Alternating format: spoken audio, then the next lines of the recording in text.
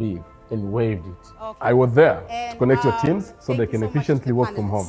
And Tigo Business promises to offer your business the most reliable services, ensuring value for money. Karibu Tigo Business for all your connectivity needs. In ways in which you have to change, you have to adapt to ensure that you can actually make it through, grow and sustain your growth. Meet Upendo, a small-scale soap maker. Communication costs make it extremely difficult for Upendo to coordinate activities with her staff and promote her products to customers. At Tigo Business, we got Upendo covered. Our closed user group enables Upendo and her staff to communicate affordably with each other, while our bulk SMS service enables her at the click of a button. To the impact it has had on livelihood and global economies, today we want to focus on the impact it has had on organizations in Tanzania.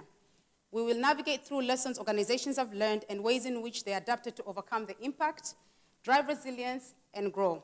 More specifically, we will actually focus on the solutions that organizations have taken, with a key emphasis on technological advancement and how they've used technological advancement and other solutions to overcome financial diversity and other challenges that were related to the pandemic. Our main objective today, from a retrospective and prospective, very practical analysis, is to actually inspire organizations and entrepreneurs and to feed them insights from leading representatives, from leaders representing different industries in our market. And we have a distinguished, amazing panelist today. I'm quite excited. Without further ado, let me start introducing our panelists. So we are going to start with Simon Karikari, Tigo Managing Director. The amazing Simon Karikari, thank you so much. And now we will welcome the wonderful Miranda Naiman. I learned that this morning, thank you. Empower's founder and managing partner.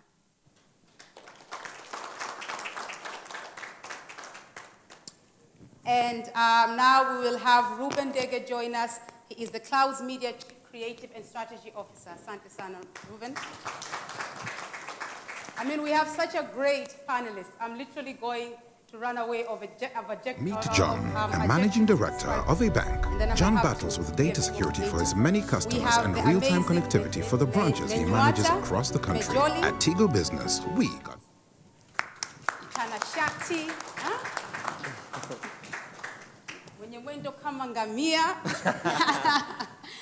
And finally, we have Johnson. Nenyuata Mejooli is from NMB. She's the Chief of Shared Services. Finally, we have Johnson Kiwango, ZOLA's Managing Director. Asante.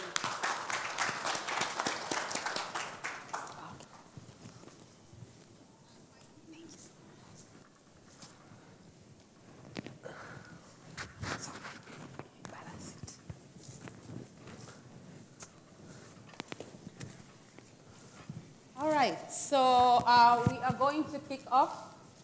And all of you who have questions, please do prepare your questions. You'll actually have a chance to ask all of your questions at the end of this discussion, which should take anywhere from 45 minutes to an hour. And we'll open it up for the people who are sitting here in front of us and also electronically. We'll start with Simon.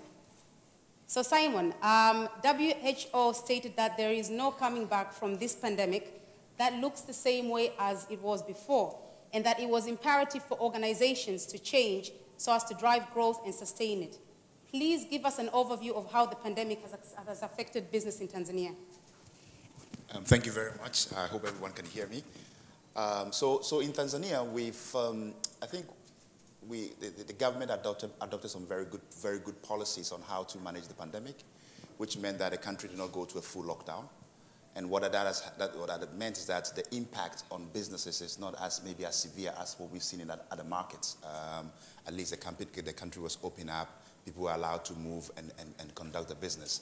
There's always a balance to be had between lives and livelihoods in the case of a pandemic. How do you make sure that people can still continue to afford the things that they need every day and also maintain lives in the country? And I think in the country, the balance was quite right. I mean, that said, I mean, we saw significant impacts on businesses where, especially when you look at our economy, it's very dependent on the tourism sector. And we saw, because the rest of the world was shut down, we saw a decline in the tourism sector. In our business, we are very concentrated in the coastal part of Tanzania. We have also our sister company, Zantel, which is mainly based in Zanzibar.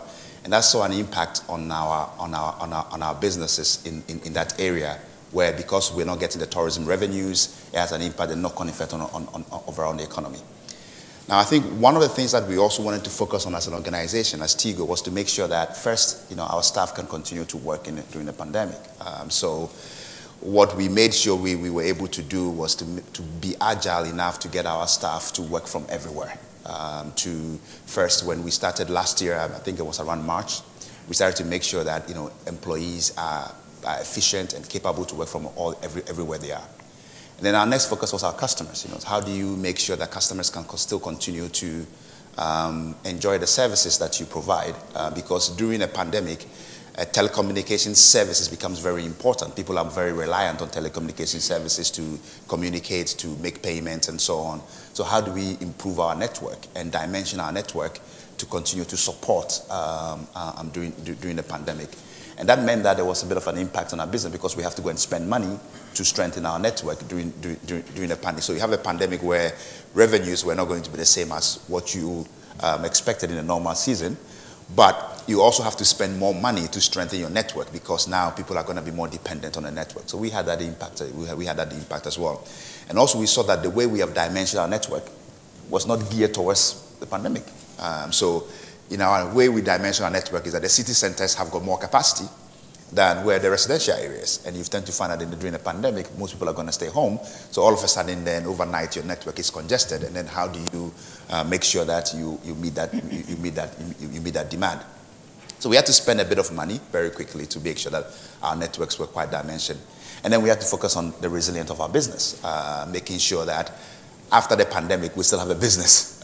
So making sure that our cash flows were right, making sure that our business continued to grow, making sure that we can continue to service our customers. We maintain our customers was very key, so that post-pandemic we still have a business. So for us, we were able to sort of prepare a little bit for the pandemic. So the impact, as challenging as it was, I mean, it was not as big as it will have happened in other markets and in other businesses. I consider ourselves quite fortunate in the telecommunications sector to be the drivers for businesses, and as a result, we are able to continue to conduct our businesses during this period.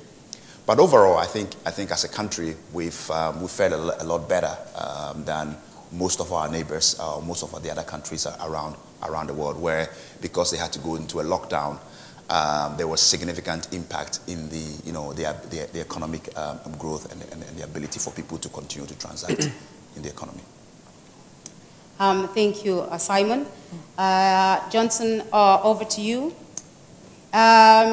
There has been, and Simon touched on this a bit, even though I think, like Simon said, we were actually quite lucky as Tanzania because of the approach that our government took. So Johnson, there has been a significant decline in consumption, I think, overall. And it's getting better now, and it's changing. I think this year especially it has gotten much better. Hi, everyone. If we can please go on silent. You know those movie captions that you have right before you start a movie? if you can, where's that ad when you need it, right? If you can please all go on silent. So just to start over, Johnson, there's been a significant decline. Talk about perfect timing, right? It's a Tigo customer. All right. So we're going to do a bit of a rewind again. Again, a reminder, everyone, please put your phone on vibrate or on silent. There's been a significant decline in consumption and overall spending power by consumers. Johnson, how has this, together with the decline, especially in foreign investment and local investment as well, affected maybe not so much large, but medium and small enterprise? Yeah, so basically what similar to what Simon have already said in here, what we have seen is four main aspects of our business, especially in the small and medium enterprises. What we have seen is in 4 main areas, like starting first on the people side. So just on the people sector, what we have seen on the survey which was conducted with Sustainable Energy for All, and what we have seen there, 63% of the companies were very worried that something is going to happen into the people in the sector, as in the renewable energy sector. So with that, it created a lot of worries around in our sector, like what should we do next? Because with that, it led to a number of people, for instance, in the organization which I'm working in, as in ZOLA Electric, we had to let go of 30% of our people into the organization so that we can respond into this pandemic, as in maintaining the OPEX for our business. But on the other side, the other things which we faced, which was a bit difficult for us, it was mainly on operations and mainly relying on supply chain. So one of the things which we've seen, like all the import of our goods, we're mainly relying on the ports in Mombasa, as in bringing in the goods to the country. But like what we have seen due to how our neighboring country responded to the pandemic, it was the ports in there, like they are quite congested because of all measures which have been taken. So with that, in the renewable energy sector, what we have decided to do during that time is starting looking out into what other ways can we bring in goods into the country. So one of the ways which we've started like doing it is like looking out into how can we now air freight instead of sea freighting from different parts of the world, so that we can bring it into the country. So with that, it continued increasing our OPEX very high, and with that, we had to like respond by changing out the prices out into the market. And that had led out to a significant decline in terms of the revenue which we are taking in, because as how you increase the prices is how the customer base continues to decrease into one way or another. So with us during that time, we again lost, like I would say, like in all across the renewable energy sector, we lost like around 20% of the revenue, which was quite a big hit to take into our box. The other thing is mainly we wanted to, as a company, we were looking out into different ways whereby we can grow and grow very fast, because we called the year of 2019, 2020 as our year of growth. We're looking out to do big growth, both geographical growth, as in continuing to expand all across Tanzania and expand even to other countries which are neighboring countries and all of that. But all of this was being kept into unhealth in one way or another. So that forced us to shrink and seeing on how we can continue maintaining our current operations at the level which they are. So yeah, so with that, you know, left and right, not just because on ZOLA side, but like even on the side which we've seen in the other renewable energies sector, you know, we've been hit left and right, because it was not only depending on the customers which are just in here, as in Tanzania, but we are also fully dependent on the external factors, things like the importation of goods which are coming out from Malaysia and China, which we're fully depending on, which again, with that, you know, we faced in one way or another like huge challenges. Thank you so much, Johnson. Thank you so much for your candidness, actually, and your honesty. It's quite, you know, amazing to see the hit that you took. You had to lay off 30% of your people, but still you were able to overcome it with so many measures that you've taken. Thank you for sharing those insights. Now, Miranda, Simon also mentioned how organizations can drive resilience, how it was actually very important, how Tigo did it to make sure that we have a business post the pandemic. Can you maybe take us through what you think are the best lessons organizations have learned, and all types and sizes of organization, large, medium, to small enterprises? Thank you very much, Kadambara. Just a disclaimer, I'm not on WhatsApp. I've got my notes here. So I think the key lesson that everyone has learned, irrespective of whether you're a large corporate or an MSME, is that a huge whirlwind can come through at any time, ravage your entire business, but you can still stand. You can still make it. But it is all about preparation and being aware that these things can and will happen. So I think we're still kind of reeling from the shock of what has happened. And I think both Johnson and Simon have alluded to this. You know, having to look at your reserves and making sure that you have adequate reserves there should you have an instance where revenue has drastically dropped. So I think that's the first thing. Particularly for small and medium enterprises, the concept of business continuity was more like corporate jargon. If I'm not a large bank, if I'm not NMB, why do I have to have a business continuity plan? What is that? We've been forced to figure out what that is and to put one in place and to make sure that it takes into account your people, your customers, as Simon was saying, and making sure that you're able to weather the storm. So I think that's one key thing.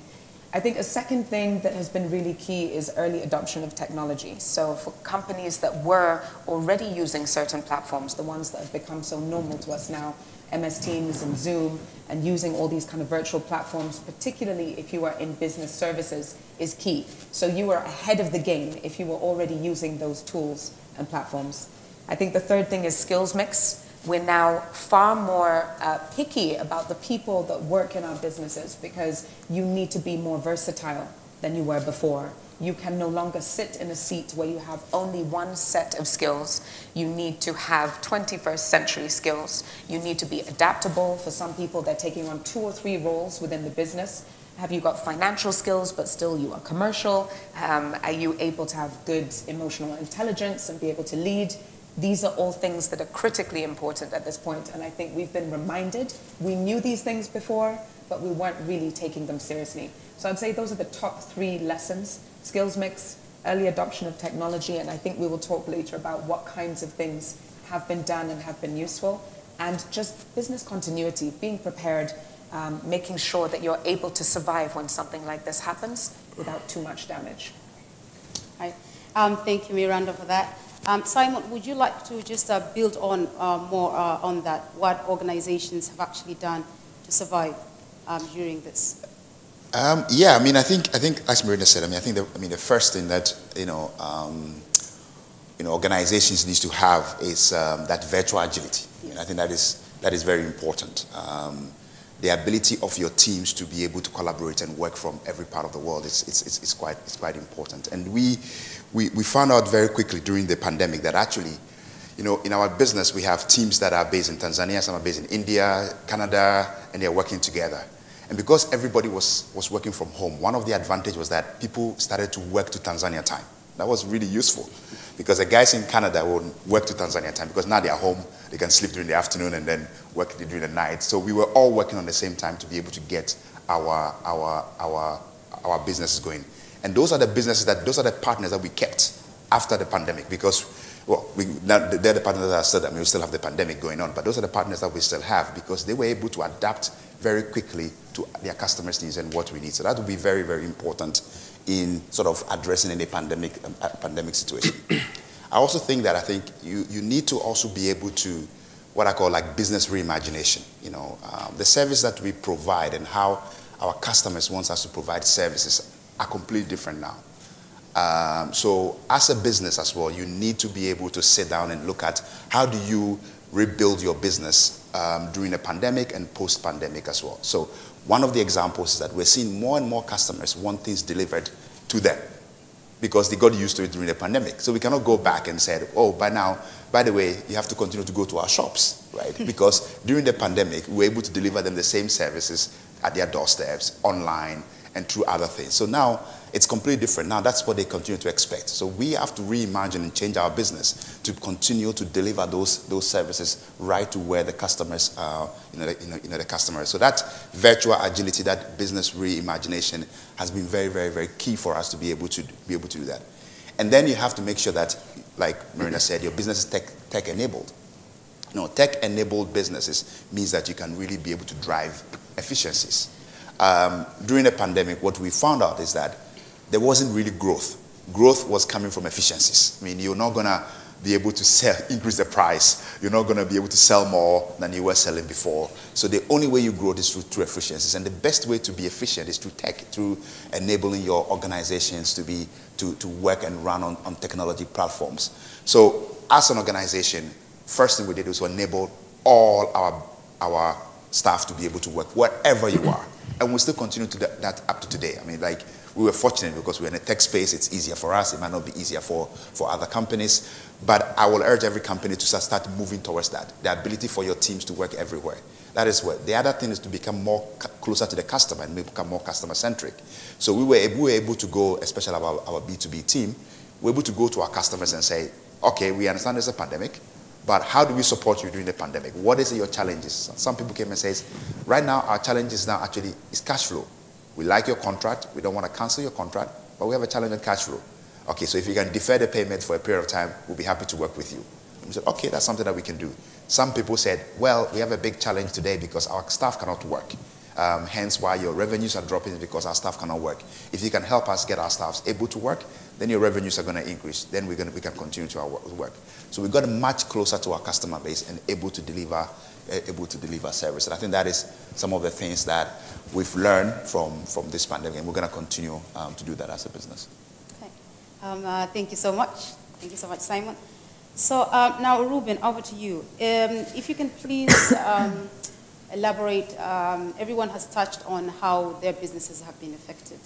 And you bring a different perspective, which is quite exciting from the marketing area. So if you can elaborate on how the pandemic has affected consumer, especially consumer behavior, and the consequences of this unprecedented, because it really has been disruption, on traditional marketing strategies or policies. On the panel here, I think media is the one that got hit in twofold. You get hit with clients that you're dealing with, your business partners that you're dealing with that are going through the pandemic and they have to adjust their marketing budget. You're getting hit from the listeners or viewers of your station because now their mind state is at a different place. They are not more so looking for entertainment. They're looking more so to be informed and to be given the right information at the right time. So you're trying to find a mix between the two. So what we realized initially when it started, we had a drop of about 70% of revenue because you're seeing all the organizations are readjusting their marketing initiatives. People are not selling in a space where people are losing life. No one is selling. Yeah. So budgets were being cut down. People were restructuring how their messaging are coming across, and they were more sitting on the table and discussing a way forward with your client. They're like, okay, I have X amount that I was supposed to spend. I'm a multinational organization. The country of origin of where we operate, they're on total lockdown, so we are not going to spend. And looking at our inventory, we realized that we got about 80% of our revenue from the 20% customer base. So once they squeezed revenue, there was a drop of revenue. Yeah. Then you're looking on the other end, you have customers who right now either are losing family or they're in a situation where radio or TV is not what it used to be.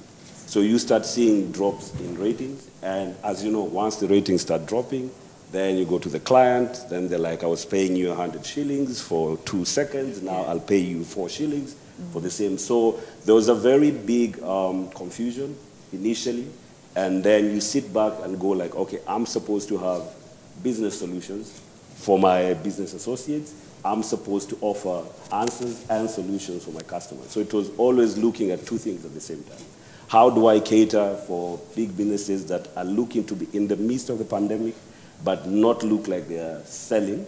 Because at that particular point, people are worried about the next meal. As much as we were not on a total lockdown, but we know a couple of things have knock-on effect. If we are not importing things from China, you know the state of Karikari. Yeah. The shops and everything will not have businesses.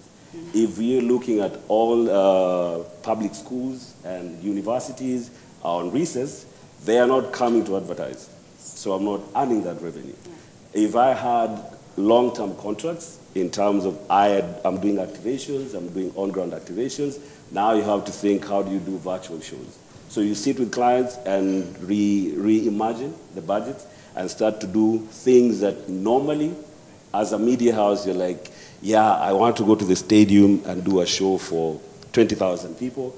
But now you're told, at max, I can only do, my contract will only allow me to have a show where you only have 50 people. You only have 100 people. So you start thinking, how do I do that? Then now you get online. You're thinking more, how do I use tech to make sure that I get closer to my audiences? TV ratings went up in the sense of people were watching more TV as opposed to radio at this particular point of the pandemic. And therefore we had to, there was a lot of wars in terms of ratings. If you had noticed, there were a lot of copycat or duplicate shows that all the media houses were doing. In a sense, if you're an entertainment media house and you don't have concerts, therefore you must think of doing virtual shows. Everyone was doing virtual shows. Fridays became the party at home. From around 7 to about 11, if you tune to every TV station, you find you have to be in the midst of, I am spreading information, I am making sure you are taken care of, but I'm still trying to entertain, because we noticed consumption of media. People moved away from entertainment towards more serious news, following up on what's happening in the country and in the world at large. And it was challenging because once you have 70% drop of revenue, you cannot maintain the same operations that you had before. You have to look at the things that you can cut back on, and for lack of a better word, it comes to now you're looking at people and looking at the skills that they have, and if you can adapt, as Miranda said, the people who have 2 or 3 skills become more valuable to the organization as opposed to someone who just has one. And in the middle of a pandemic where, you know, families are dependent on this person, but your business, in order for your business to survive, it's either you hang on to this person with a 70% drop in revenue, or you try find ways within reasonable ways of cutting back on cost. So for us, it has been, for media, it has been a struggle because we operate on credit. You either, I give you advertising, you'll pay me in 60 days, 30 days, 90 days. So once they have cash flow and they are not paying, and you get run on and run on and run of money that is owed to you, and there's still statutory payments that you have to make, there's still things that are taxes that you have to pay. So it's been quite challenging for the media space. But for us, what we realize, when you start doing partnerships with other businesses like experiential agencies that are more, they are more tuned towards finding solutions of businesses that would want still to be close to their audiences, but they can't do the natural, the way normally we do online activities. So we've had partnerships with leading experiential agencies. We've had to source for digital solutions from countries like South Africa, where you have companies that have worked with media, and they know how to use the digital space to target, to really target ads for people and catch them as they're on their phones. So as much as you're listening on radio, I can still activate on your phone if you're thinking of buying, because you're thinking of buying groceries, you're thinking of buying commodities for the house. Within that, how do I gamify your shopping experience such that I'm making revenue in a new way? We have to also gamify the viewing experience when you're at home, rewarding more, because we know people don't have the money to spend. So you're looking at giveaways. We had to think of how do we empower businesses by doing, everyone knows a happy hour. So we had to instill a happy hour on our media platforms where SMEs will get discounted rates to advertise. Right now, we are still doing the same. We are doing a big promotion where we are trying to get new-to-business clients by giving them advertising worth 10 million for the month for about 55 SMEs in Tanzania. And it's all in realizing that we service 2 sides. You have the business side that is still going, and they have measures that they're putting in place to make sure they come out of this and still get back to where they were. Then you have the SMEs and the small businesses that the impact is really big. So we are trying to see, by giving airtime, how do we foster a relationship that helps you long term? Once you've given them 10 million, then you have a conversation around the power of advertising and what it does to their business. And hopefully, you hope you'll get 2 million here, 3 million there, and keep things floating. But it's been challenging, but a good challenge. Yeah. Thank you so much. Again, thank you so much for your honesty. Now, it's quite interesting. What I'm most excited about to hear is how you started implementing happy hour. I've never heard that before for businesses, especially for small and medium enterprise. That's, I think, quite fantastic. And that during that session, you give people discounts. Quite fascinating how you were able to change to survive. But I'm also specifically interested in your, because you see, our business, which is Tigo Business, it's just a unit that looks after corporations, and most of you are here today. Our most effective way of advertising traditionally was to actually speak directly to customers like we are doing today, where you have a physical event and you talk to your customers. That traditionally, historically, has been our most effective way, where we've gained the most traction in having you actually hear us. But then obviously since the pandemic, we've been struggling, and I'm sure many organizations out there, especially those who've joined us via Zoom and those who are sitting in front of us, you probably share the same experience. So maybe you can highlight a bit more on the virtual shows that we've been talking about. You know, how has that actually worked? What's been the impact? How great it is, or what can we all learn from it, so that we can start maybe, or rather continue for those of us who are already doing it, execution. So the challenge was trying to meet people at their point of need.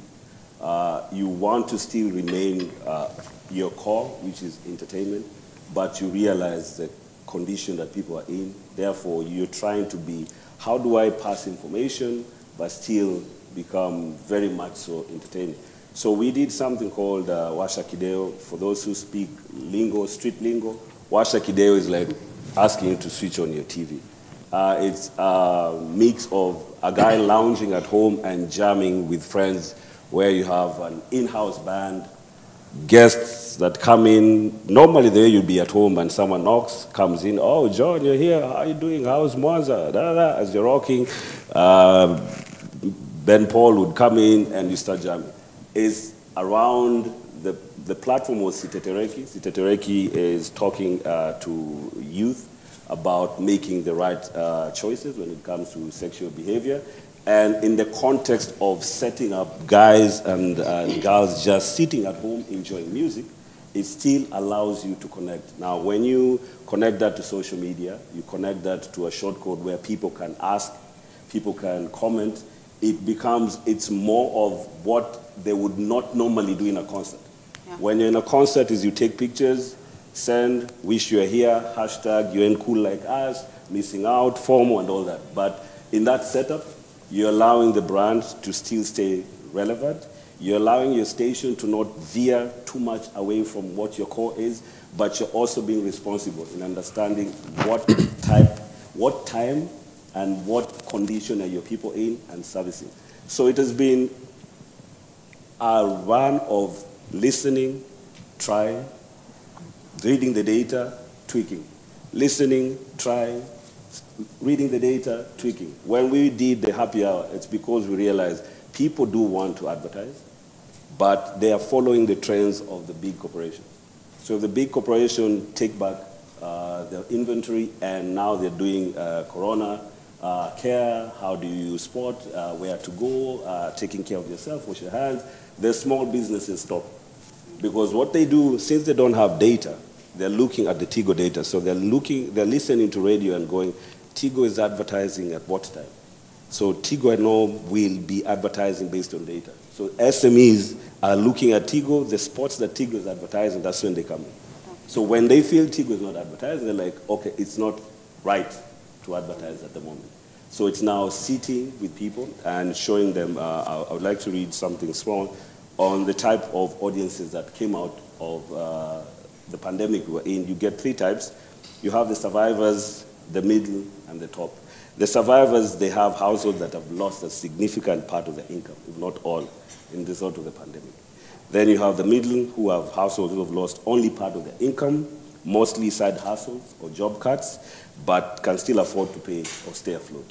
Then you have the top, who consists of households that have felt little to no financial impact, but have had their social lives disrupted. So when you look at those pockets of people and you come to how do you address them, you have to know that now you have to go to action beyond communication. You can't just be, they're faced with real social economic challenges. So you can't, it's not time for platitudes and just ads for the sake of ads.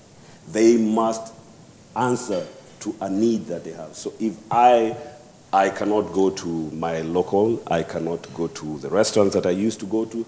If you're coming to me as an SME, what is the solution that you're offering to that?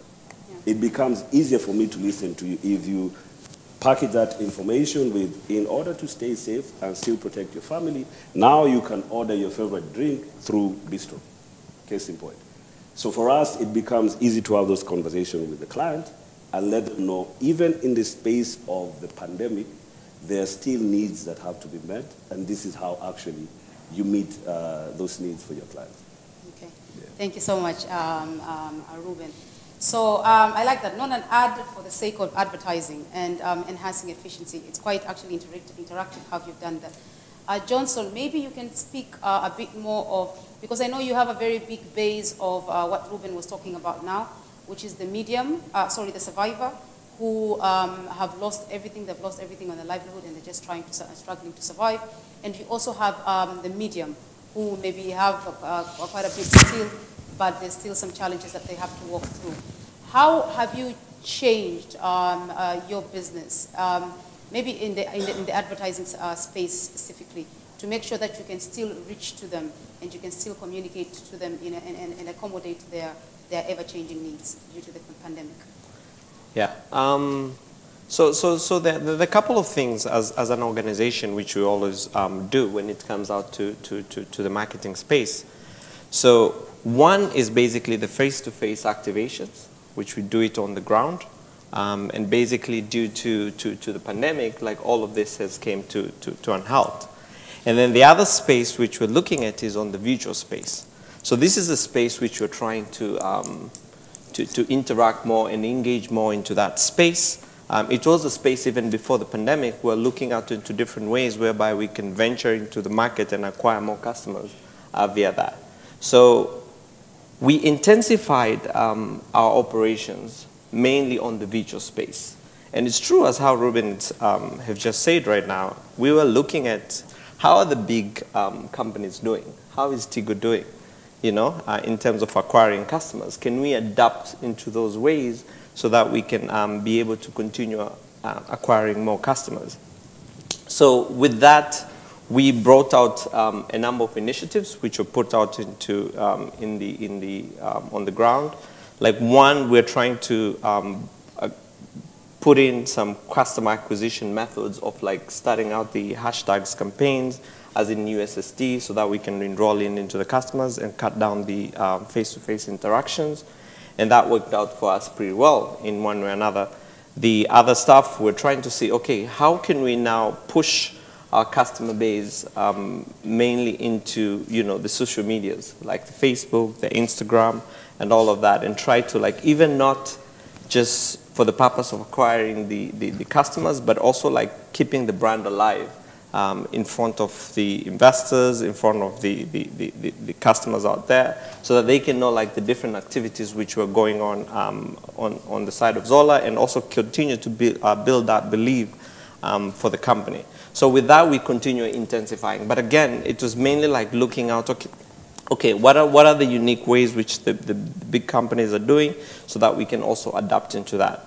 But on top of that, we didn't want to stay alone. We believe like into this world, it's a world of partnerships, looking out into different ways whereby we can diversify our business model and look out into new different channels which will also help us to keep us close to the customers. So one of the things which we have done is basically looking out different B2B models all across our customer journey. So starting out from, the marketing space, looking how can we piggyback on the campaigns which have been done with NMB so that we can continue keeping our brand relevancy high. How can we, continue to look out into different ways instead of lending through our own balance sheet, like looking out for different banks. I think you've heard or you've seen in the media, like ZOLA was trying to, not trying, but like we got into a partnership with one of the banks here in Tanzania. But basically that was to relieve, the OPEX, because we're doing all the lendings via our own balance sheet and leveraging that via other partners, which were the banks, so that we can build in a relief, not just only to us, but also a relief to the customers. So for instance, one of the things which you see, like the bank which you've entered partnership with, initially when a customer wants to subscribe to us, they need to pay a 30% deposit so that they can be able to get out our system. But with the banks, during that time, they basically waived out the initial deposit. So they just spread out the payment out across to 24 months or 36 months, and that created a relief in one way or another. And then on top of that, we also look out into the distribution companies, which are distributing goods out to the consumers, similar to the companies of Jumia, similar to the company of Fundi App, which basically they already had that supply chain, in the system. And then for us was just mainly looking, okay, how can we continue in building on in what other people have done? And basically with that, it really helped us as an organization. First of all, building that extra relief in our OPEX, and also building on new source of generations of income, which again boosted out our revenue in one way or another by building out these creative ways, which continue to keep us close to the customers, as how Simon is mentioning, but not just through our own cash, but also leveraging and putting the efforts together with the giants in the market to give us a relief in one way or another. Thank you, Johnson. So Nenyuata, over to you. We have seen that the pandemic has also presented opportunities, as everyone here has actually highlighted the positive side of it, for growth. And NMB, actually this is quite spectacular, grew last year by 45%. This is from 2019 to 2020, with a record net profit. This is, I mean, it's just outside of this world, of 206 billion. Congratulations, by the way. Thank you. Yes, please. Congratulations. So maybe in spite of or possibly because of the pandemic, but either way, can you maybe touch a bit more on where you attribute, or rather what you attribute this growth to, and how you're sustaining it? Because this year alone, you've already recorded a record high 30% quarterly growth, year-on-year quarterly growth. Thank you very much. We appreciate for recognition that our performance 45% year-on-year. I think the most important thing which we have learned last year is the importance of people as management and our staff. Number two, the most important thing is every organization is mandatory to have business continuity management. Not to put just in your shelves, but do number of simulation. Number three is processes, and how do you deliver services to your customer. And lastly is system. Maybe to start on people. Every year before we start, somewhere in December, we always come up with what do we want to do next year. So that is the strategy. And each one is focused, understand what next year I'm supposed to deliver 1, 2, 3, and these are the initiatives. So when the pandemic hit, it didn't really distract us because people understand, in spite of everything, at the end of the year, I need to deliver. And then the type of customers who we serve, we understand as a government, there was no full lockdown, and NMB serves retail customer, mass market, Tanzanians who are there in the village, and the farmers continue to work business as usual. So NMB was there, and we continue to deliver different number of value proposition for our customers. So new products were launched as if there was no pandemic. In terms of the channels, our customers were able to go to branches, get services for those who cannot use digital payment. So our wakala continue to work, and we have more than 8,000 wakalas. So you can imagine at any point of time, our 4 million customers were able to get the services. In terms of people, yes, they were concerned because it's pandemic, it's affect human beings. So as organization, what do we do? So we made sure that we supply all staff with PPEs for them to protect, because there was no lockdown. And was impossible at that time, in that regime, to say that we cannot save customer because there is pandemic. So we try to make sure that there is a proper engagement of our team, and in case there was any evidence that some of our staff, either themselves or their family were affected, ExCo team had to go there, have a discussion with the team, and also do a number of counseling with the partners who were working when it comes to staff welfare. So all that combination really help us as organization to continue working as if there was no pandemic, and also we managed to deliver what we deliver, and the most important, which we really need to appreciate, is our staff commitment. We have never seen such commitment. At head office, we had a hybrid kind of approach whereby some staff who have existing medical condition to date, they are still working from home, but some who were healthy were working from the office. So that engagement, it was something. We have never seen it, and we do appreciate every day as management team. Thank you. Thank you. Thank you so much for bringing in the people aspects and how being people-centric, especially during this time, actually can pay off. Also, maybe you can talk about a bit more about how, especially during this period, what we've noticed that is the pandemic has actually accelerated growth in the digital space. And over the years, we have seen banks evolve and partner with the telecommunication industry to become more agile. Now, how has these partnerships affected you? In what positive way has mobile technology changed your business model, and what should we expect in the future? Okay, thank you. Traditionally, telecoms were supposed to connect people, but later on we saw them transform and try to migrate into our space. So that was a real concern. However, during pandemic, we appreciate the partnership which we have with them, because we are able to connect through our 8,000 wakalas, because for sure you really need telco for them to be able to save. That is number one. Number two, thank you.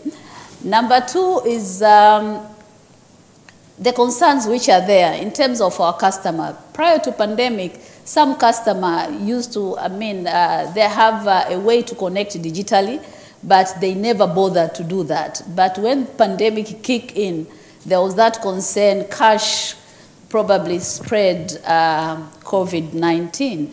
So eventually everyone was active trying to reactivate or activate their NMB Kononi and the number of registration in terms of internet banking.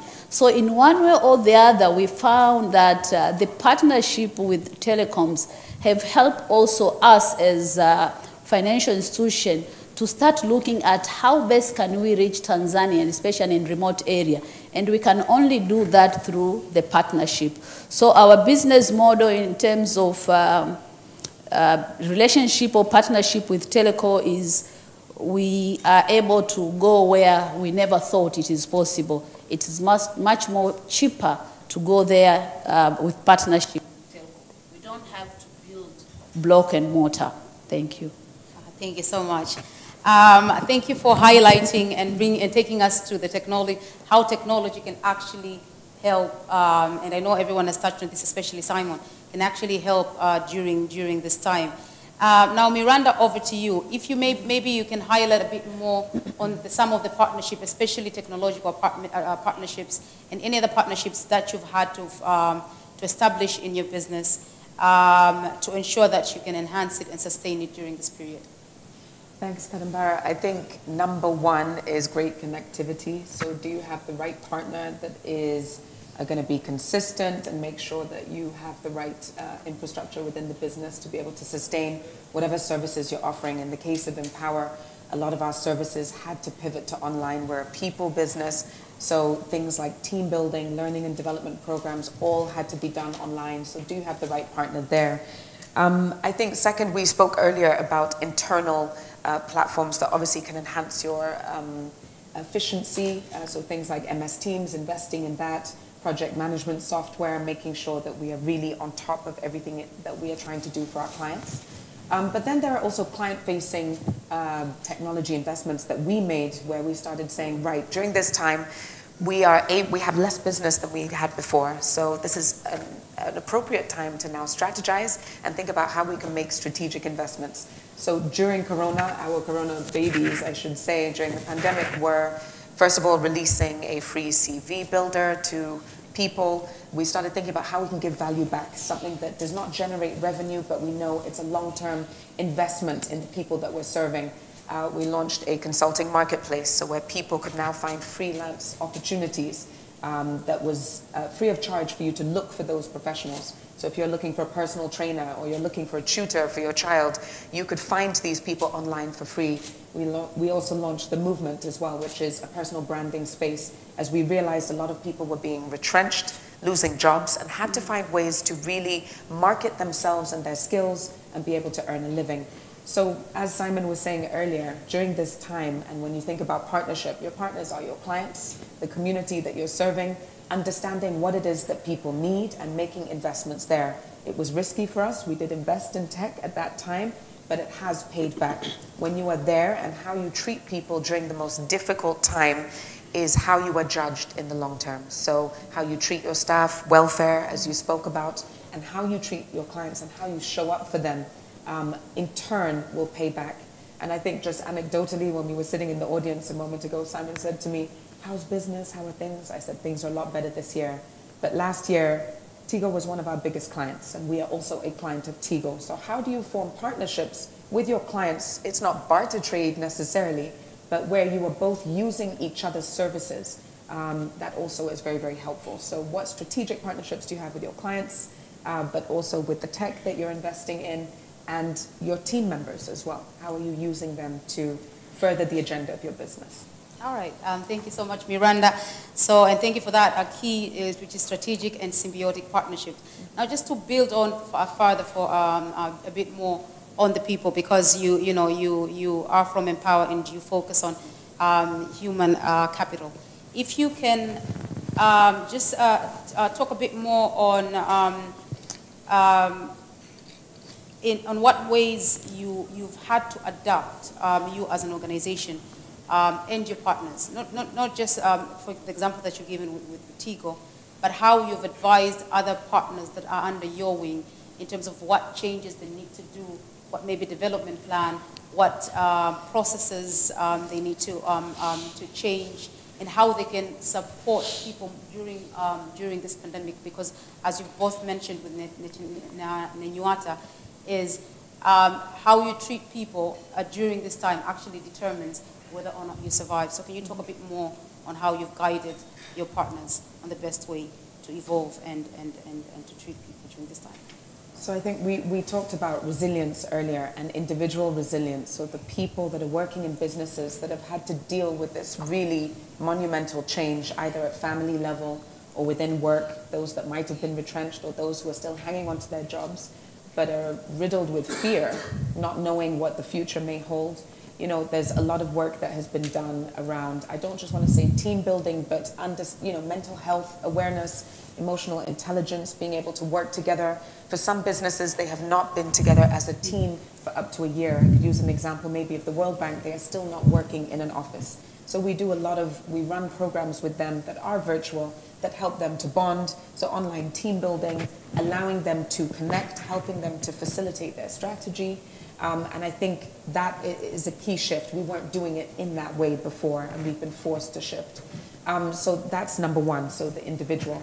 But also, I think it's been important for businesses to think about how they are using those platforms in-house as well. So we've been advising companies where people are being retrenched. How do they now pivot? They exit a business, perhaps they've been retrenched. What do they do next? How do they learn entrepreneurial skills?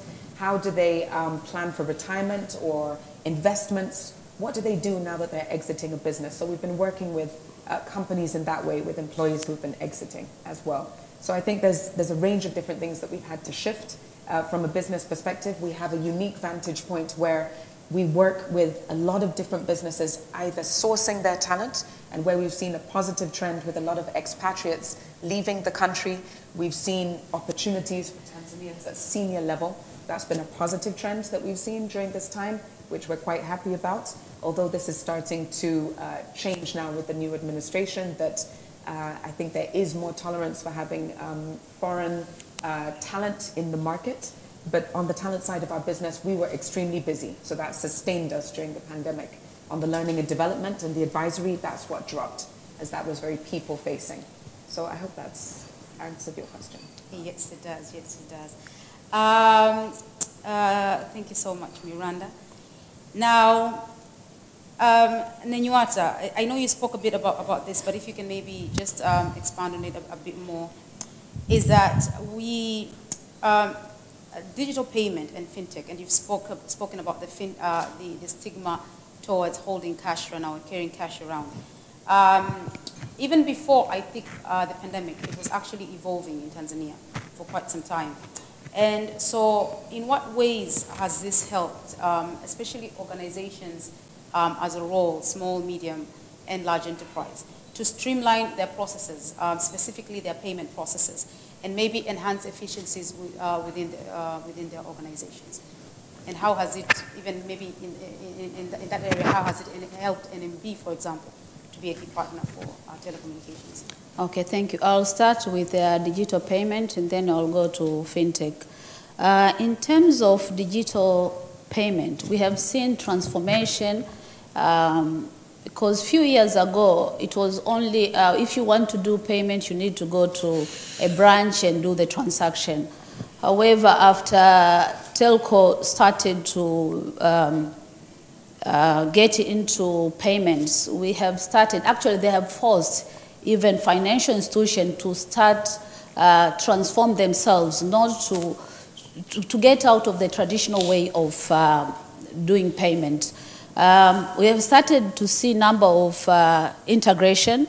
You can have account in a bank, but you can go to a supermarket and be able to do some payment using QR. Thank you to fintech, because I think that is fintech Celcom, if I'm not mistaken. So the evolution is there, the transformation is there. It's a game change. There's a lot which we are yet to explore. We are yet to be there, but that is the room which we really need to work. However, telecos, I think they are doing much more better compared to financial institutions, because in banks there is a lot of controls. Everything is dual control. You cannot do a transaction one person to complete from end to end. However, I think from us as a country, the awareness, the comfortability of people to use digital payment is still very small. So there is a lot of awareness which we really need to work jointly as a country, all partners who are involved in digital payment. In terms of fintech, telecoms, they are doing better compared to financial institutions. Reason being, in financial institutions, the control aspect. You cannot just enroll fintech without getting proper approval from the regulator, Bank of Tanzania. And unfortunately, to date, we still don't have a fintech framework for financial institutions to be very comfortable to partner with the fintech. So the progress is very slow in financial institution, and it's like try it and see if it works. At the same time, these fintech are the game changer. We really need to agree, because they give the solution based on the customer needs, not like you procure a system maybe from a certain company, which you have to do a lot of customization to fit to the need of your requirement. But these fintech have provided solution to Tanzanians. For a good example, which I can say, previously, if you want to pay school fees, you'll have the account number, you'll walk into a bank, you'll pay the school fees, you'll take the receipt, go to the school accountant, and then they'll take it, they'll give you receipt, and at the day when you return your kid, if it's a boarder, you'll need to show the receipt. But through fintech, now it's completely transformed. You just received SMS, and then you go to either through digital payment, you pay using that control number, and then you don't have to carry receipt, you don't have to go to with the receipt when you return your baby. So this digital payment and fintech, it's a game changer. It's still in a very infant stage in Tanzania. There's a lot which we really need to work on to make sure that it's not only about payment, but also how can we use fintech to make sure that you validate this customer prior to any transaction, so that we curb the number of frauds which we see when it comes to digital payment. Thank you so much for that. What actually has been very, very interesting for me personally to see how mobile payment, mobile payment technology and fintech has transformed our country is, I don't know if you guys remember before, maybe 2 years back, 3 years back, I remember in especially banks like NMB and NBC, you right during this, when the salaries were being paid at the end of the month, there you go, you're nodding. Yeah. At the end of the month, when you drive past these banks, especially in town, there would be a queue that surrounds the building, and it literally like takes over the street. I mean, was just amazing to see. And now that has changed significantly, and that is the impact I think fintech and mobile technology has had in our country, which is really transformational and quite amazing. So thank you so much for that. Now, Reuben, yes.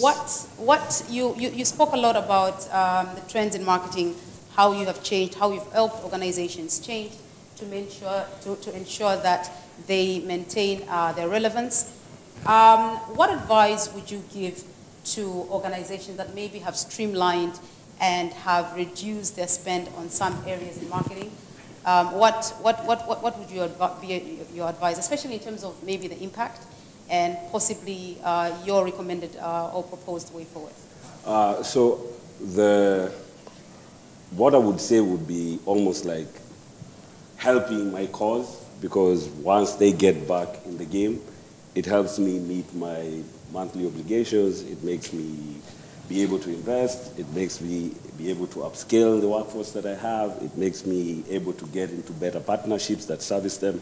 But I know in moments of dips, the first people to suffer are people who work in marketing or brand building, for lack of a better word. We always know, the minute we hear there's any shakeup, whether it's changing government, whether there is a pandemic, we know we'll receive a call from our dear friends in marketing, and they'll be like, we've been sent for an email, we're about to do 50%, 60% cuts. But in context of in a pandemic, there are about 3 things that you can do to sustain and still be competitive and still service your clients.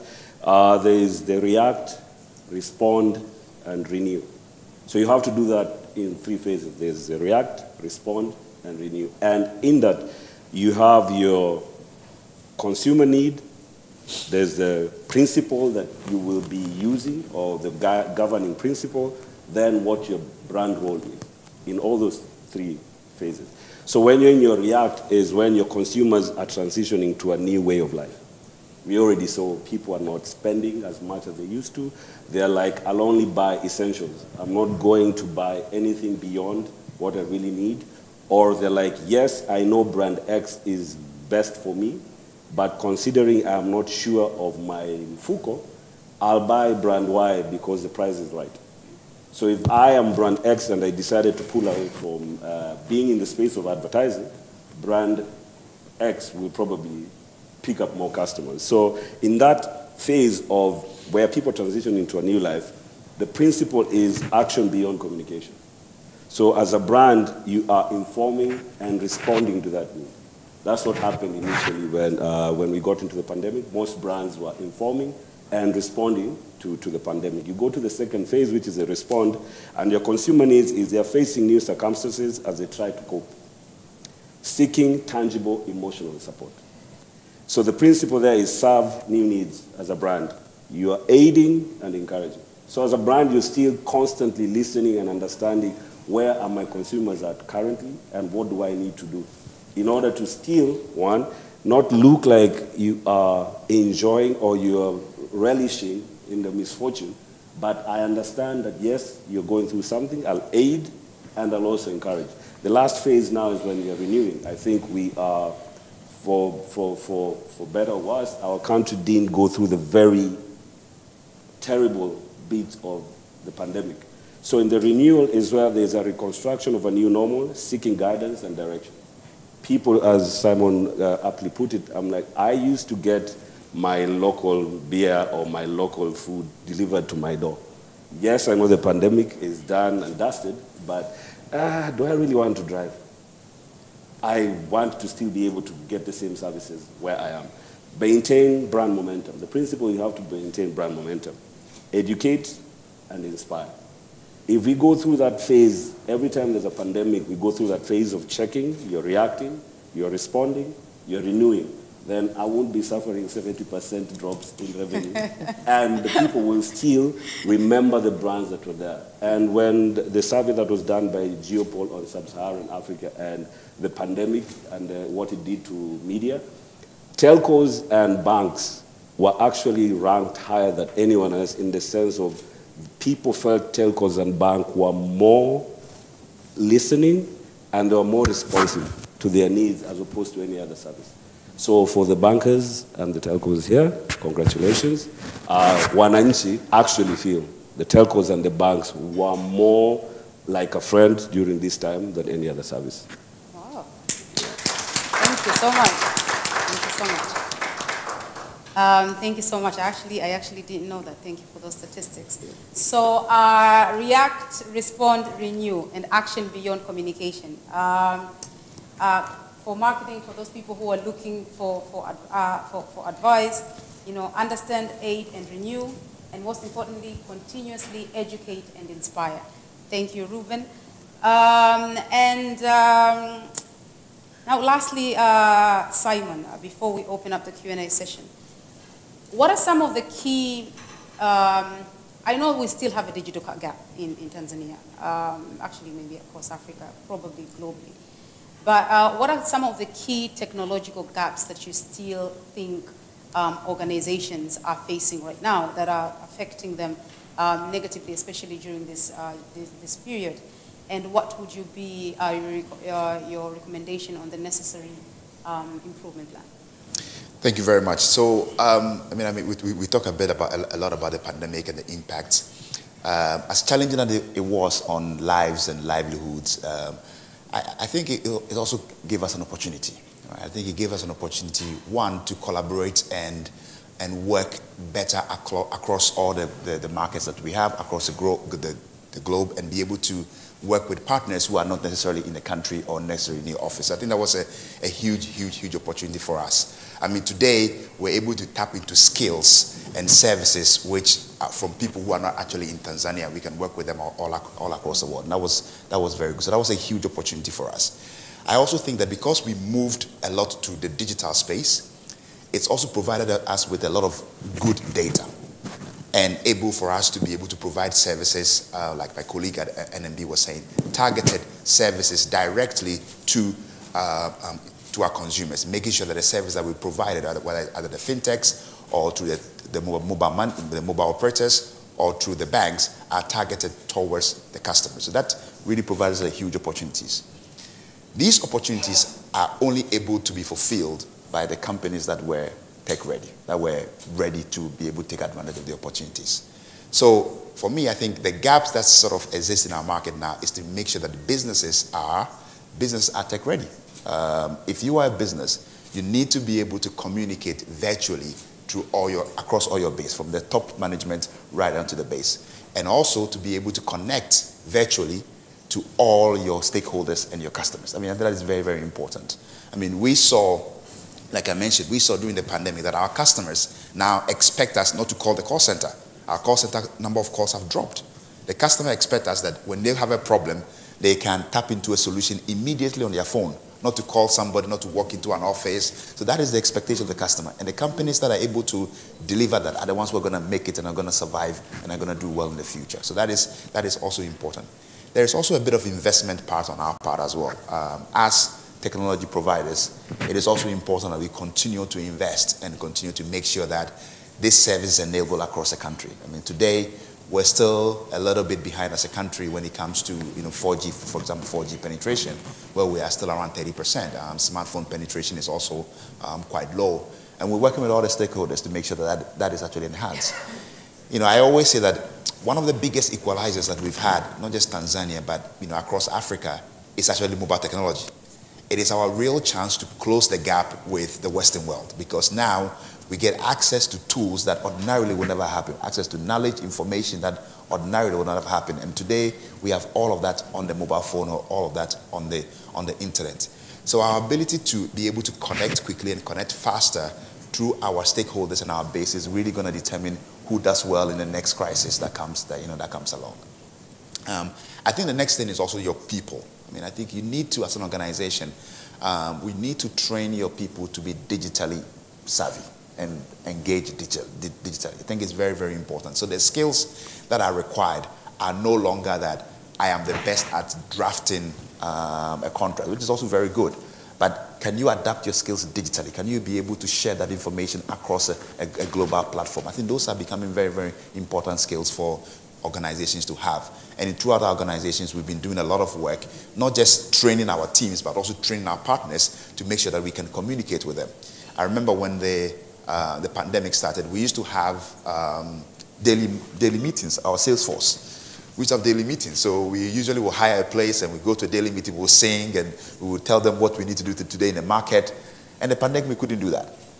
But then we said, okay, we're going to do this virtually. And we realized that, okay, the people that we're going to train, the people that we're going to talk to virtually are not ready to be able to absorb what we're trying to tell them virtually. So what we had to do was to go into the market and train our teams and our stakeholders to also become adaptable to all the virtual service that we are providing. So it's also very important that you make sure that in your network of partners, everybody is on the same platform in terms of virtual ability to work in this situation. And if you are able to do that, then I think you'll do a little bit better in the next crisis than the next person. But what I want to emphasize is that the pandemic also created opportunities. And those opportunities can only be fulfilled by the companies that are really tech-enabled and tech-savvy.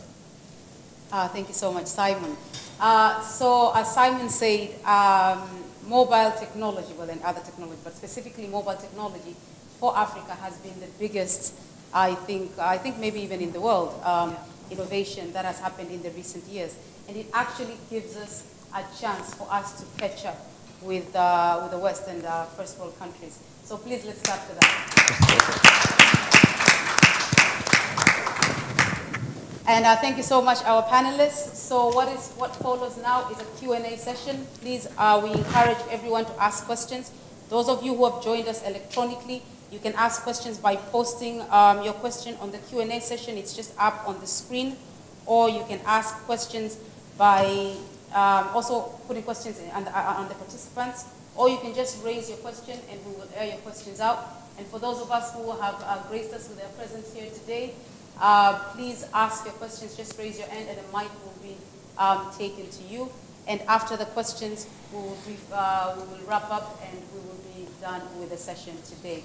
So I'm just going to start with the questions that we already have online.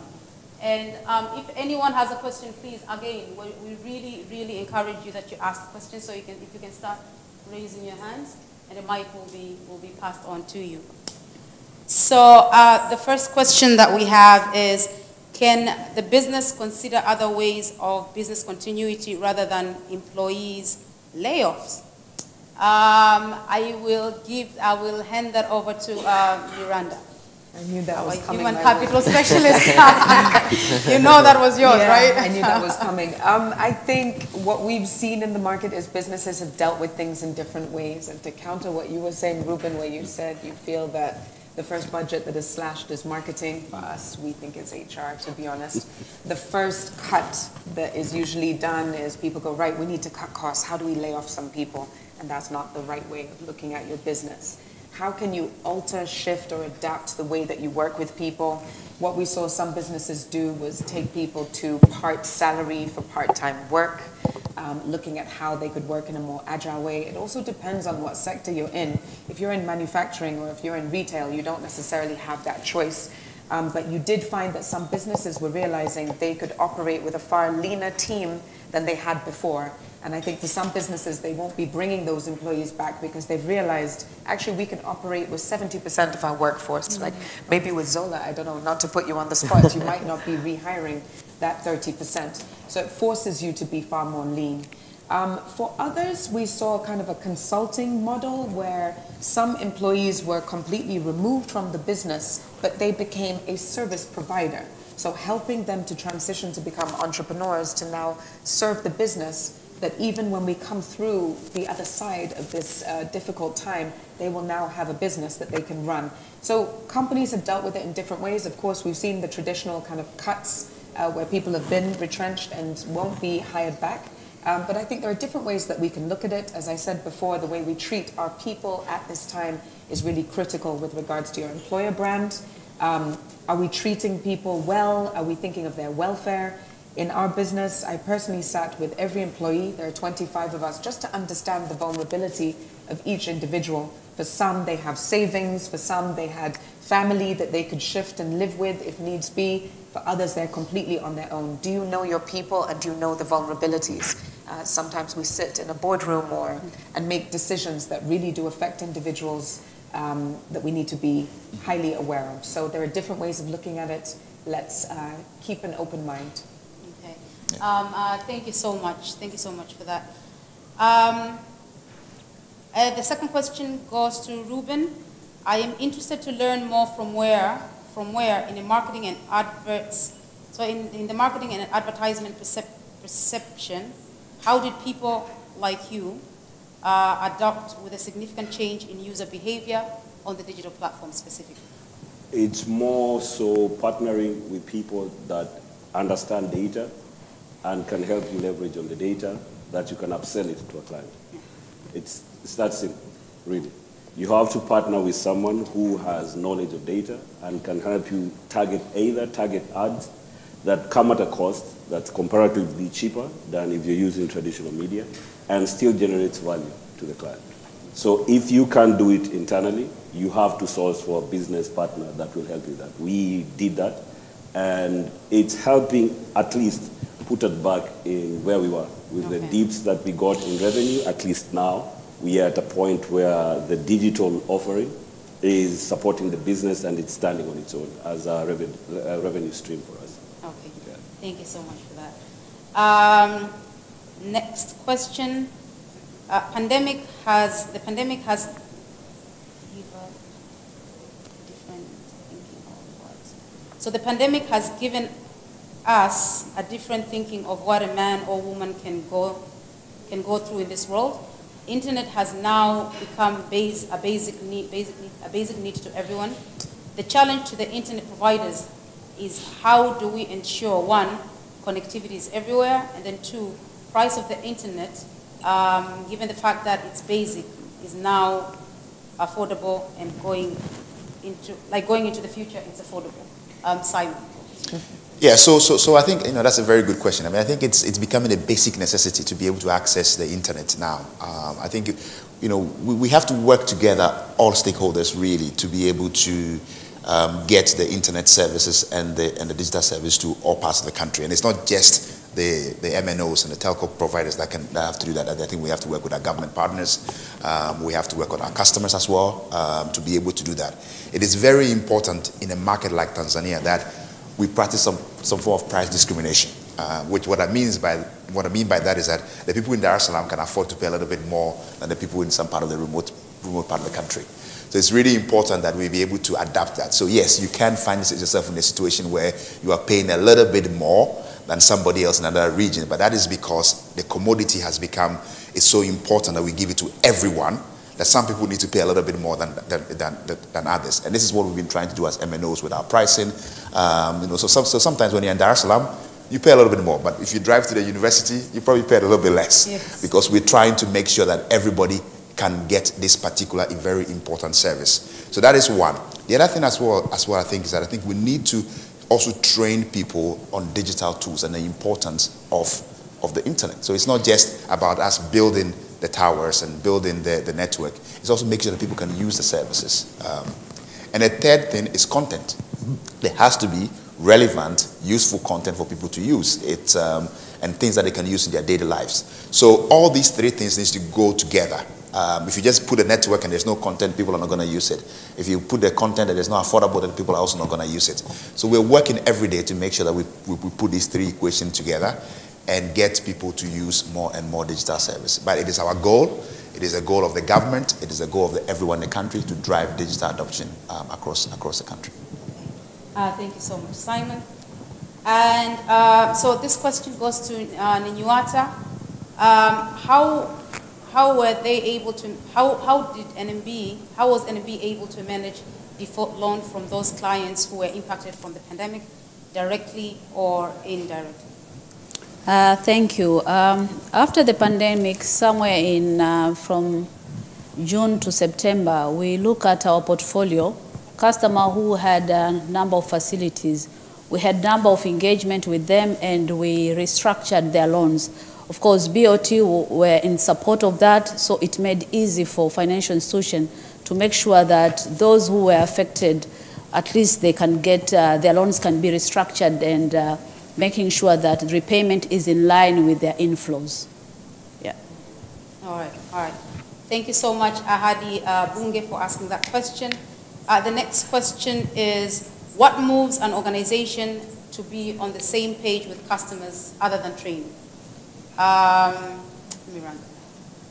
What moves, what's the question? What moves customers? What moves organizations to be on the same page with their customers over and above training? And I think when they say customers, maybe both internal and external customers, so employees and non-employees. I think listening and seeking that feedback. So from surveys to reaching out, just asking, what is it that you need? What is it that we can do? How can we support you? Having your ear to the ground, understanding trends, what's going on in the industry, in the local market, what's going on globally as well, that you could perhaps leverage and use here or learn from the markets. As an example for us, when we were going through the worst period, as a people business, we were connected with other people businesses in China who had gone through the pandemic, come out the other side, and were sharing with us lessons learned, things they wish they had done if they had known what the effect would have been. So we were able to get that peer-to-peer learning from other businesses.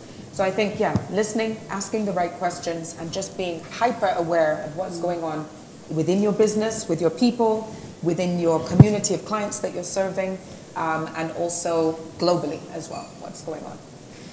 Can I add something to yes, what Miranda said? I mean, one of the things that we found in our business is that, I found, in my position, is that the best tool we have is actually the calls to our call center. The calls to our call center are my biggest source of innovation, biggest source of information, biggest source of everything. And in our business, we have like what we call a customer committee, which I'm part of. And that place is where you find all the ways to innovate. Because a customer has a problem, he not only tells you the problem, he also sometimes suggests to you what is the best way to go about the problem. And when you listen to the customers, you realize that you have so much information available. And since we started to do that, not only have we reduced the need for customers to call, which is a bit of a challenge because I don't get my source of information, but we've also been able to really innovate around what we should do, as a business. So, my biggest advice is, listen to the customer. If you have any source of gathering customer feedback, please treat it like treasure, because it really is valuable. Even the bad stuff. Even more important than the bad stuff. More so the bad stuff, right? That's what helps you change, yeah. Absolutely, thank you. So the next question, actually it's not a question, just a comment. This has been very grateful. Can you host more sessions? Yes, we certainly do intend to host more sessions. Actually, our next one will be in August. Please be on the lookout, and we will share with you more information once that comes along. Thank you for that. Now, I don't have more questions via the electronic channels. Do we have? Yes, Dixon, over to you. Thank you so much. So this has been a great informative session. Thank you so much. I just have a quick one in terms of, and this will be to Miranda here. So with the presence of digital solutions that have been offered by partners like Tigo, during the pandemic, we've seen that people are able now to actually work from home. And this has brought about a sense of, how does work-life balance should look like. now people are starting to debate, like the future of work, and people now indefinitely work from home. So for brands, we've seen brands adapting policies. For example, NMB, we have a flexible working policy whereby people can work at flexible hours. We've seen Deloitte, we've seen Africa Practice. So in Tanzania, do you think brands should now consider letting their employees, by responding to their needs, because people are quite important, should now brands let people, be flexible to work from home? And if that's the route to take, how can that be attained while maintaining productivity, trust, and teamwork? Thank you. Thank you. Dixon, is it? Yeah, it's Dixon, thank you for that question. I think it's very, are you taking a couple of questions? Sorry, or do you want me to answer straight away? Just dive in. No, you can just answer straight away. We're actually running out of time. We have 5 minutes. Sure, so I'll be really brief. Yes, I think it depends on the business, it depends what you do, and it depends on your culture. And culture, having a winning culture for your employees is about responding to their needs. So depending on what you're doing, like you've mentioned Deloitte, you've mentioned banking, and I think perhaps in head offices, it is easier to employ this idea of agile working from home. But there are some businesses that just can't do it. If you are bottling drinks, are you able to work from home? No, you're in manufacturing. If you are serving in shops and you're in retail or bank branches, you cannot work from home. Those businesses have to operate as usual. So it depends what you're doing, but I think it is important to listen. And if this is what your employees are saying and they are in a position where they can adopt this agile way of working, that's great. But then you have the second factor, which is when people are working from home, do they have the right infrastructure? If you've got screaming kids and chickens clucking in the garden, is that going to be a conducive working environment? What is your employer brand going to be if this person is on a video call and we can hear chickens in the background? And it happens, guys. So how are we also looking at that side of things? How do people make sure they have stable connectivity at home? Is your employer supporting you to have that connectivity at home? So I think there's a lot of things we need to look at. There are risks. There are positives and negatives. The positive is you spend more time with family. We're hearing people say being with our children and our partners has been so much more healthy during this time for those who have gone to a more agile way of working. But there are those who are very lonely at home, who want to have that team environment and want to work with their colleagues more closely and are more collaborative and don't just want to do it via a Zoom platform, for instance. So depends on the business, depends on your culture, and I think there are certain things we need to look at before you fully allow everyone to be agile. All right, we'll take, thank you so much, Miranda. We'll take one more question from, okay, I guess we have 2 more questions. We'll answer them very briefly. Yes. Hi, everyone. Hi. My question would be directed to Mr. Simon. And from the fintech point of view, I would like to know, because we have heard a lot about how fintech can contribute to making, a work environment a better place, provide more simpler solutions to customers that we both share, but at the same time, there is that partnership that is happening between telcos and also the fintech. But I would like to know, as much as you spoke about having that flexibility when it comes to providing a cost-effective solutions for the, what should I put it, SMEs, do you guys have anything planned for, as a way of supporting the fintech that aim at creating a better world for the digital, for other companies? Thank you very much. So we have a number of partners in the fintech space that we partner with them on a number of products, whether it's insurance, payments, e-wallet services, other payments platforms. We have a number of fintechs on our platform and aggregators that use our platforms. So we already have that, and we're very open to partnership. I mean, I think one of the things that as an organization, as Tigo, that we really pride ourselves in is partnering with people and making sure that we can bring a lot of people onto our platforms. So that is, that is one of the things. And if there is any other tech organizations in the room and you have a great idea, please come over and we'll work together and make sure that we take your products forward. I also think that it is very important that fintechs understand that when you're working with an organization like Tigo is a big risk, right? So it takes us a little bit of time to take products to market. And the reason why it takes a little bit of time to product to market is because we have 30 million customers. And if we get it wrong, there's a big impact. So we always try to work with fintechs to make sure that, one, the products meet the right standard, they pass all the necessary vulnerability testing before we roll a product up front. And usually what we do at the onset is that we advise fintechs that if you want to be on a platform, this is the standard that you need to conform. And we're going to support you get to that standard that you want. And also, we bring people on board that can drive also our business. So there's two things that we really consider in terms of how do we bring a partner on board. And the two things are value and velocity. So is your product going to bring us value? Yes, no. Is it going to increase velocity, which means is it going to increase more transactions in the ecosystem? And those questions need to be answered because we need to make sure that it is also a product that customer wants.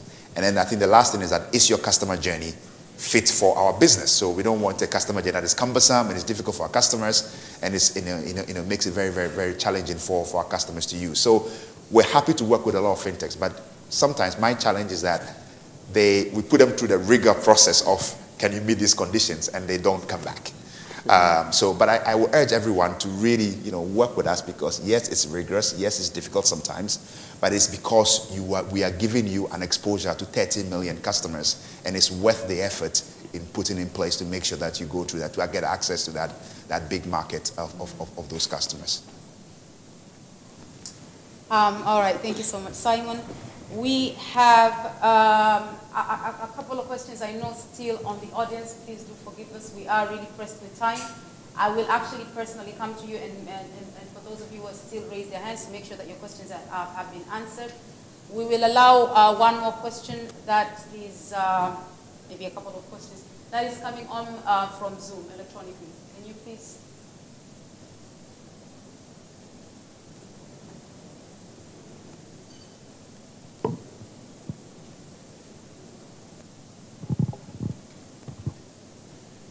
Ibrahim, kindly release your microphone so we can hear you. You are live? Yes. Ibrahim is live.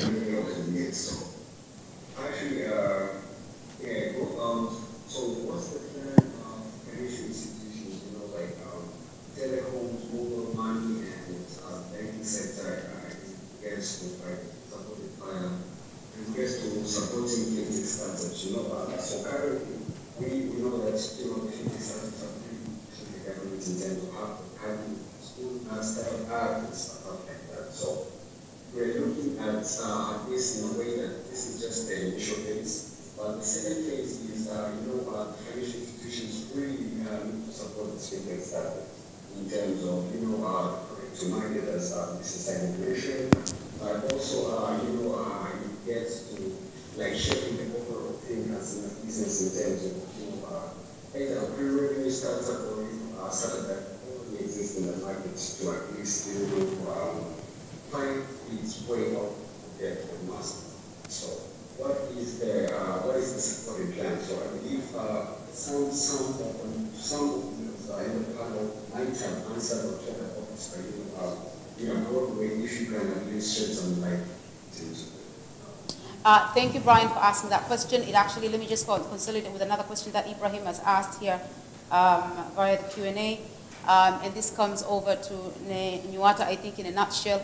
How do you plan to support, how does financial institutions plan to support fintech organizations to grow? Okay, thank you. Basically, currently we are finalizing the framework and we're in discussion with the Bank of Tanzania. However, I encourage fintechs, specifically the startup, to come up with a solution, approach the financial institution, offer your solution.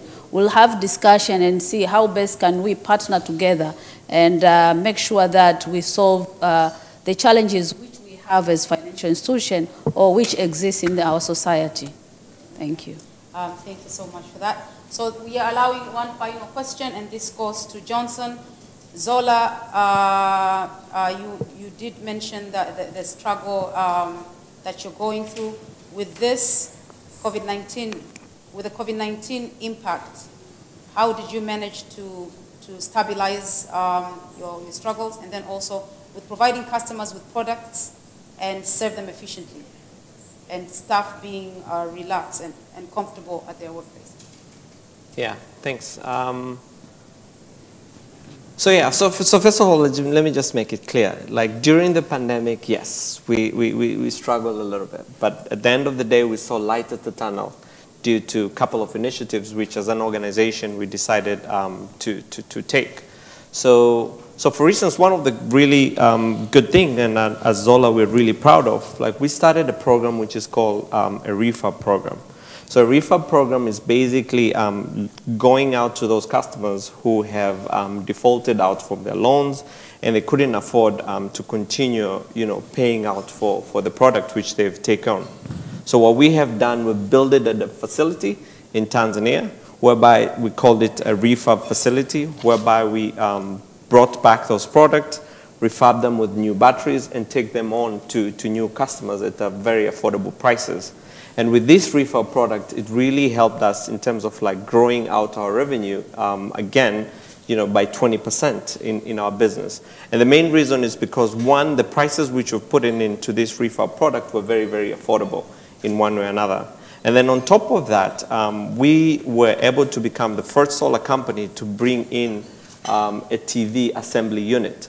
So basically, we're taking out different parts of TVs from different parts of the world and then bring them to Tanzania and basically assemble them and make TVs which are made in Tanzania.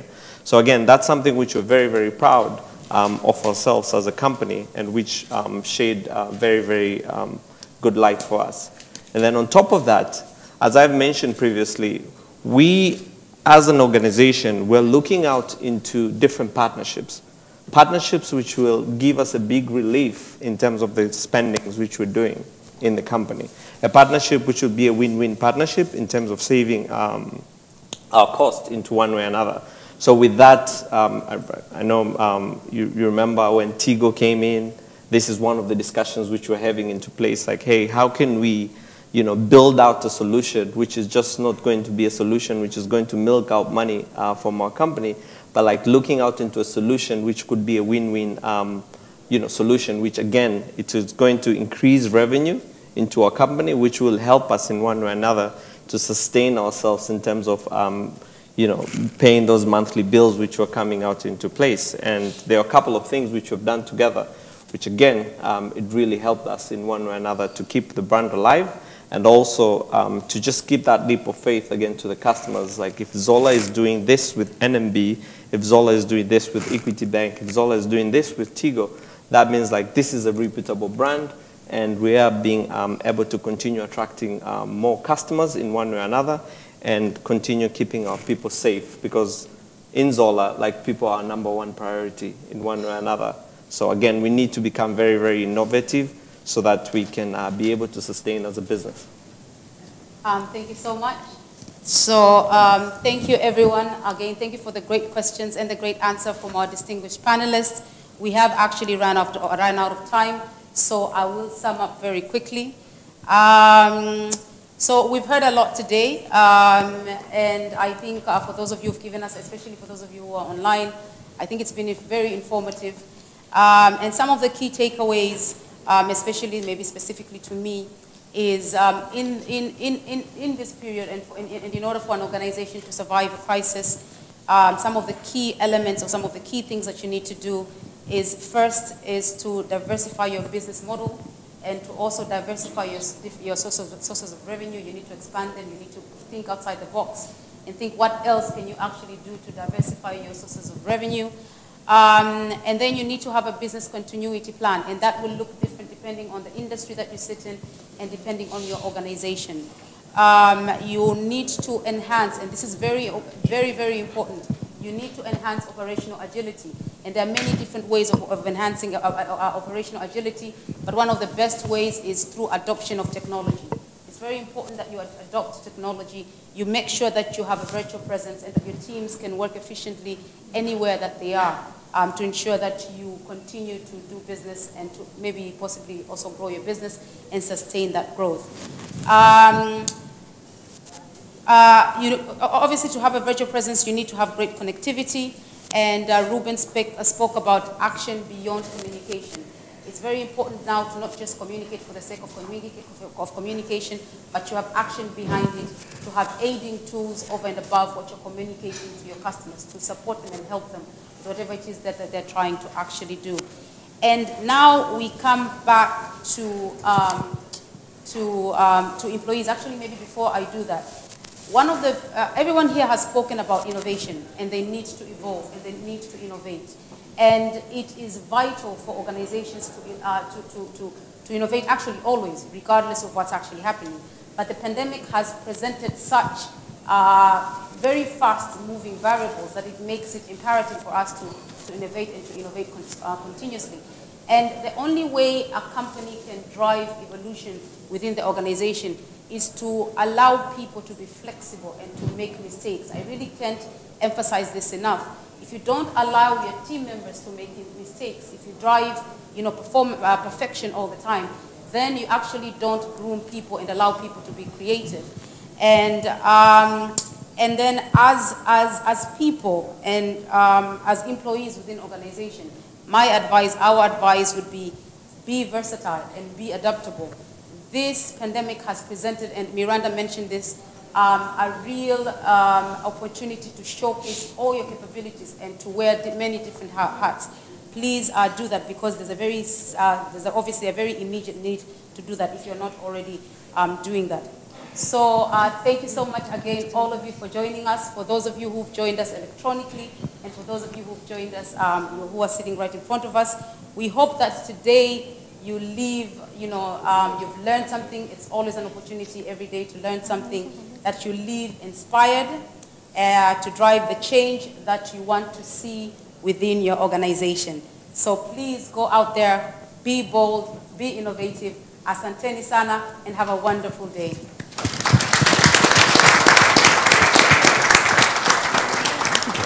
Small-scale soap maker, communication costs make it extremely difficult for Upendo to coordinate activities with her staff and promote her products to customers. At Tigo Business, we got Upendo covered. Our closed user group enables Upendo and her staff to communicate affordably with each other, while our bulk SMS service enables her, at the click of a button, to promote her products and offers to all of her customers, allowing her business to expand and increase revenues. At Tigo Business, we mean business. Call us. Tigo Business, a solution for every company. Meet Baraka, who owns a supermarket. Baraka struggles to manage his inventory manually, and he often finds himself understocked, resulting to losses and disappointed loyal customers. At Tigo Business, we got Baraka covered. Our IoT solution enables Baraka to effectively track his deliveries, monitor sales and stock, therefore giving him time to focus on his customers and the tools he needs to transform and grow his business. At Tigo Business, we mean business. Call us. Tigo Business, a solution for every company.